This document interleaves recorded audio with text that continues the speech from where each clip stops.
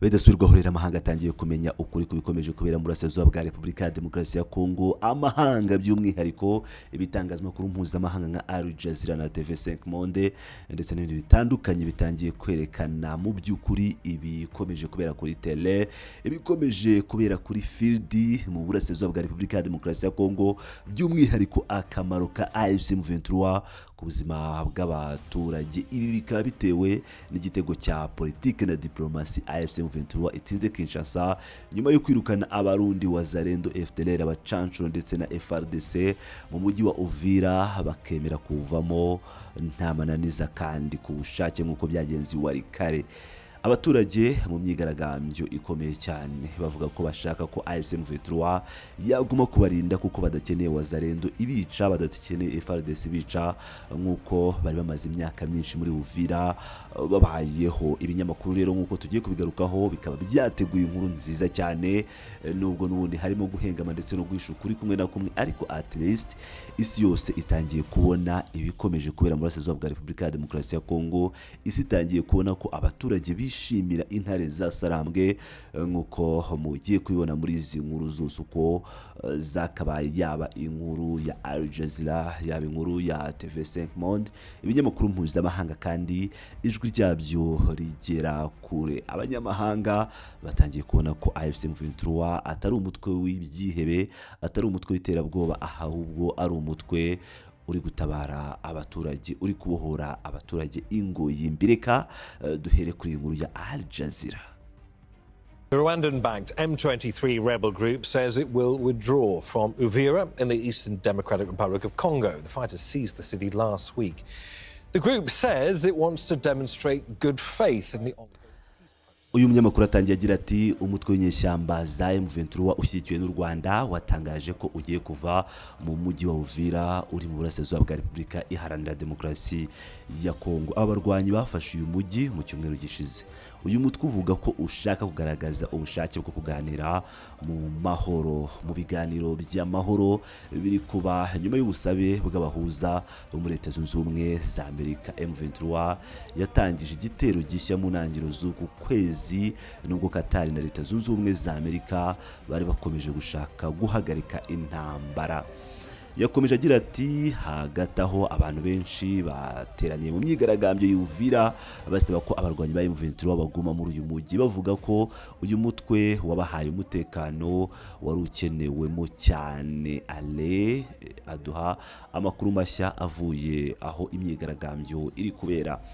Uyu munyamakuru wa Al Jazeera wari uri muri UVIRA yarari imbere y'abigaragambya ari kuvuga aya magambo ati turi hano mu mujyi wa UVIRA aho twabonye itsinda ry'abantu ryasohotse rikora imyigaragambyo ishyigikira abarwanyi ba M23 bari bafite ibyapa bitandukanye barimo gusingiza aba barwanyi bavuga ko babafata nk'abababohoye liberators. Bati twagiye dusobanura ko iyi mirwano ifite uruhande rwa politike n'uruhande rw'imibereho y'abaturage. M23 ivuga ko irwana irengera abaturage bayo, ariko kandi kanavuga ko iri gukurikiza inzira y'amahoro iri gukorwa ku rwego mpuzamahanga harimo no muri Katari na Leta Zunze Ubumwe za Amerika. Ariko kuri uyu munsi aba baturage bavuga ko bumva batekanye bitewe no kuba M23 ihari, nubwo uyu mutwe watangaje ko ugiye kuva muri uyu mujyi. Kugeza ubu nta kintu turumva M23 ivuga ku bijyanye n'imyigaragambyo, ntacyo batangaje kugiye bazavamo, ni ukuvuga niba bazagenda uyu munsi cyangwa ejo, ariko birazwi ko bizaba inzira ndende kuko M23 ivuga ko kuva kwabo muri uyu mujyi bitazaba ari ugushyikiriza ubutegetsi bwa Leta ya Repubulika ya Demokarasi ya Kongo uyu mujyi.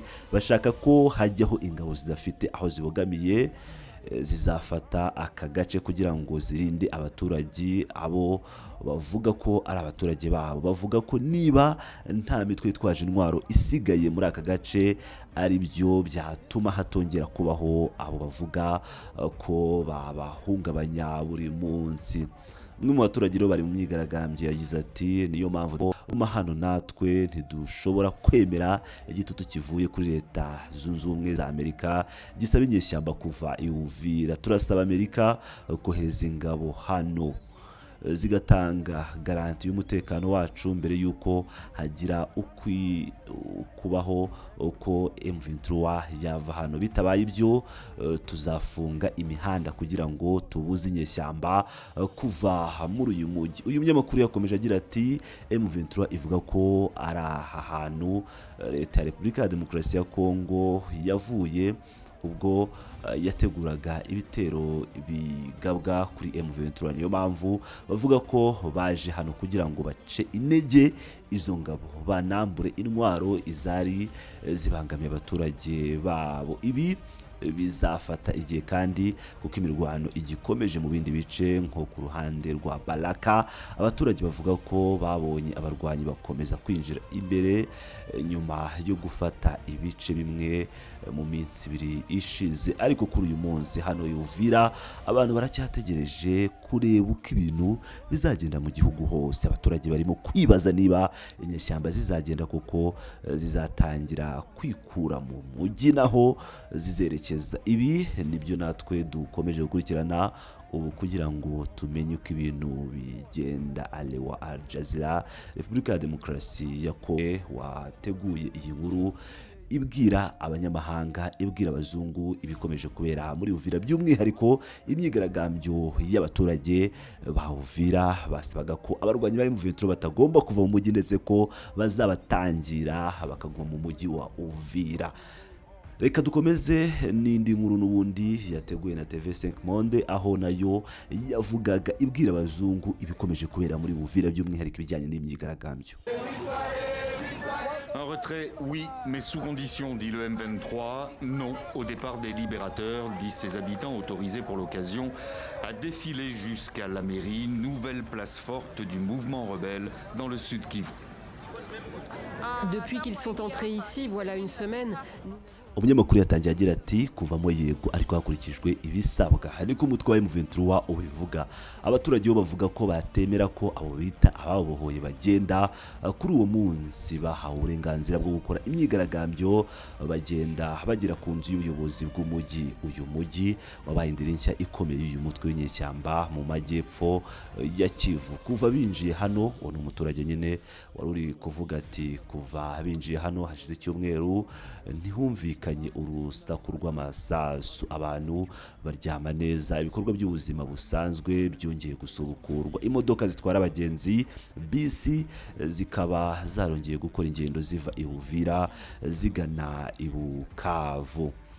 Umunyamakuru yakomeje agira ati abaturage bavuga ko ubuzima busanzwe bwagarutse hashize iminsi 6 nyuma y'abantu barenga 70 bishwe n'abandi basaga 200 bameneshejwe n'intambara nk'uko byatangajwe n'umuryango w'abibumbye ONU. Ariko nubwo bimeze bityo, impungenge ziracyahari kimwe mu bisabwa na M23 mbere yo kuva muri uyu mujyi ni ukubona icyemezo simusiga garanti cy'uko umutekano w'abaturage uzarindwa neza. Umuturage wari uri mu myigaragambyo yagize ati twababaye cyane, ubu dufite amahirwe yo kurindwa n'abarwanyi ba M23, ntitubabona bagenda, ntabwo dushaka ko bagenda, natwe ntituzasigara hano, nibaramuka bavuye hano tuzagendana nabo.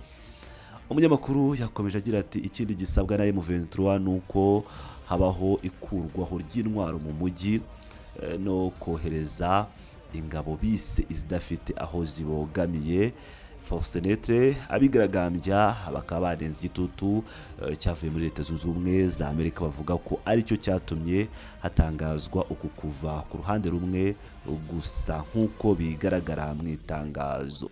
Uku kuva muri uyu mujyi kuri gushyiraho ibisabwa ntabwo bishoboka kumvikana na gato. Gushyira mu kaga ubusugire bwa Repubulika Iharanira Demokarasi ya Kongo. Nta mutwe twaje intwaro ufite ububasha bwo gushyiraho ibisabwa bya politike cyangwa kugena amabwiriza agomba gukurikizwa na Repubulika ya Demokarasi ya Kongo. Umunyamakuru yasoje agira ati leta yongeyeho ko nubwo ibikorwa bya Doha na Washington ari ingenzi, bigomba mbere na mbere kuganisha nk'uko babivuga ku guhagarika imirwano no kukwambura intwaro imitwe yose yitwaje intwaro. ngira ngo rero murabyiyumvira neza ko ibitangazamakuru mpuzamahanga bitandukanye nka Al Jazeera, TV5 Monde ndetse n'ibindi bitangiye kubwira isi yose bikomeje kubera muri Repubulika ya Demokarasi ya Kongo mu burasirazuba, nyuma yaho umujyi wa Uvira M23 itangaje ko igiye kuviramo, bikabigaragaza ko ari igitego gikomeye cyane cya politike na diplomasi. AFC M23 ikomeje gutsinda leta y'Kinshasa. Turakomeza rero kubakurikiranira ibyizi nkuru, mukomeze mane natwe no kuri Pilot News TV, aho ubona amakuru yose 5 kuri 5 kandi mu buryo busesenguye, mu buryo bwizewe kandi mu buryo bw'ukuri. Amakuru y'ukuri n'ahandi wasanga usibye hano kuri Pilot News TV. Komeza bane natwe, ndabakunda cyane muri abagaciro.